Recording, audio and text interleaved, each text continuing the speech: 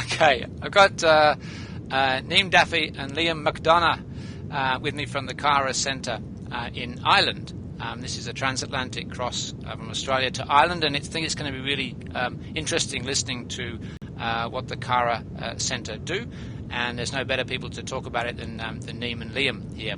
So welcome, guys. And Neem, could you just tell me, what does the CARA Centre do?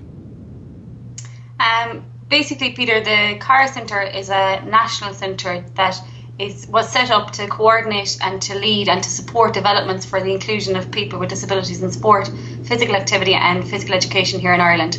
It was set up as a result of a very successful undergraduate programme at IT Tralee. So Pat Flanagan from IT Tralee, linked with the Irish Sports Council, highlighted the need for a coordinated approach to inclusion of people with disabilities, and in 2007 the CARA Centre was established. Basically, there's two main objectives of the CARA Centre. One is that it is a national resource centre to support and to coordinate developments and to, I suppose, provide information and training on the whole area of inclusion of people with disabilities in sport. But also the CARA Centre coordinates a programme that we have here in Ireland called the Sports Inclusion Disability Programme, which is a programme set up in conjunction with the Irish Sports Council, and it's based in the local sports partnership structure. So every county in Ireland has a local sports partnership, and within 15 of these partnerships we have what we call Sports Inclusion Disability Officers. Their main remit is to provide programmes and training at local level to support the inclusion of people with disabilities in sport and physical activity. Thanks. I'm going to ask you a bit more about the SIDOs in just a second, but what's a typical day for you look like? Typical day can vary, Peter, from week to week. It depends on, I suppose, what the priorities are in terms of our work programmes at the moment. I suppose at the moment we have just come out of organising Campabilities, which is a national camp for children with vision impairments. We've also held the national conference here in Ireland, of which you would have been one of our guest speakers. And we've moved on at the moment to be organising the European conference, which we will be hosting next year in 2012. A typical day can vary from providing information to the sports inclusion officers on the ground, to supporting a parent who may call into the CARA Centre or ring the CARA Centre looking for support, or it may be looking at the whole training and education side and how we can deliver programmes, and linking with Liam, who will provide more information on that later on. But really, I suppose it varies depending on what the priorities are in terms of our development. So it can be it's varied, and it depends on what the structures we're involved with at the moment here in Ireland. Yeah. You mentioned that you provide, part of your daily routine is to provide support to the SIDOs there. Can you give us a bit more detail there, and what sort of practical support do you provide to them? Okay, when the CARA Centre was established, it was established a few months prior to the sports inclusion programme being developed in the local sports partnerships. So initially, the CARA Centre's initial, I suppose, interaction with the sports inclusion officers was to set up induction training to their role within the partnerships, and to not only the CARA Centre to provide that training, but to link with other national organisations that are also doing some work in the area of inclusion. So at the induction training with the sports inclusion officers, we would have had Paralympics Ireland, Special Olympics, Cerebral Palsy Sport, Irish Wheelchair Sport, and representatives from those organisations providing information on what their organisations are about and how they can link with the sports inclusion officers at local level. One of the main goals for the sports inclusion programme is that it's not done in isolation, so that they're not working in isolation within their own counties, that they're linking into a national network of sports inclusion officers, but also with the other national organisations that we have here that are providing support for inclusion.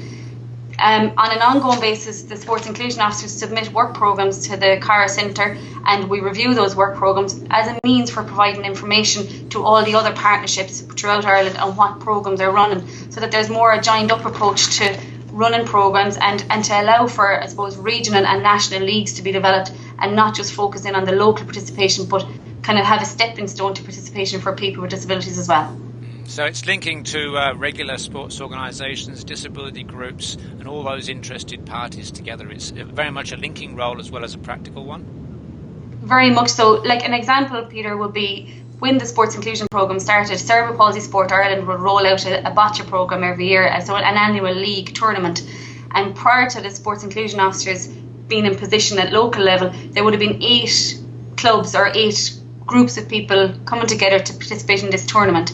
As a result, just of this year, there's 32 clubs or groups of people coming along, and that's linking in with disability organisations through the support of a sports inclusion officer, providing training, providing equipment, and then they're able to then send a team from their organisation to take part in the tournament. So it's really the sports inclusion officer is that extra person at local level that's dedicated to ensuring that people with disabilities are included not only at local level but also at national level, and get a chance to, I suppose, travel to other counties and participate in other sports as well. Yeah. And what do you think will be the biggest, it sounds like a very busy time there, what do you think is the biggest challenge in your role? The biggest challenge in my role, if I go back to the initial stages when the CARA Centre was set up, I suppose it would have been one of the things that was highlighted is how are we going to ensure that all the organisations that are involved in the provision of sport for people with disabilities can work closely together in ensuring that we all have the one aim. And to be fair, it's taken off and it's been very positive. The CARA Centre linking in with the national sports organisations and linking in with the local sports partnership structures. It's really to try and gel that a little bit more together, and Liam will explain about the training and education side. One of the things that we're focusing on at the moment is to get a coordinated approach to that. So it really is, I suppose, to at all times ensure that the CARA Centre isn't there to overtake the work of what these organisations are doing on the ground and nationally, but to support it and to gel it together and work more in unity as well. Excellent. Okay, I'm going to ask you a visioning question, looking into the future. How do you see the CARA Centre, say, in 5 years' time?